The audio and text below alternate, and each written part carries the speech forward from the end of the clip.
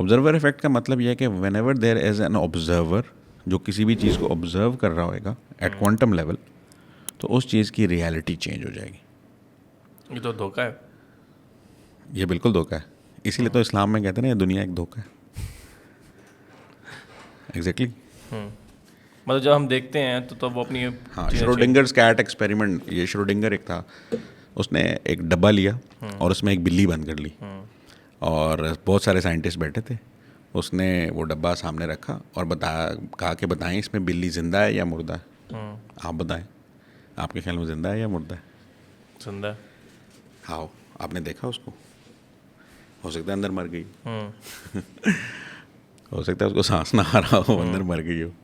तो श्रोडिंगर ने भी ये क्वेश्चन रेज किया कि आपको कैसे पता वो जिंदा है? फिर आधे लोगों ने कहा मे बी मर गई है। उसने कहा आपको कैसे पता कि वो मर गई है? फिर उसने कहा जब तक हम इस बॉक्स को ओपन नहीं करेंगे we can't be so sure कि वो जिंदा है या मुर्दा है।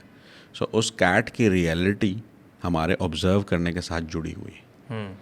सो ऑब्जर्वर इफेक्ट भी यही कहता है कि कोई भी चीज़ रियल है जिसको हम टच कर सकते हैं, वो रियल इसलिए है कि हम उसको ऑब्जर्व कर रहे हैं। इसी के ऊपर तो बहुत सारी थ्योरीज बनी हुई हैं जिसको हम बोलते हैं कि maybe we are living in a simulation.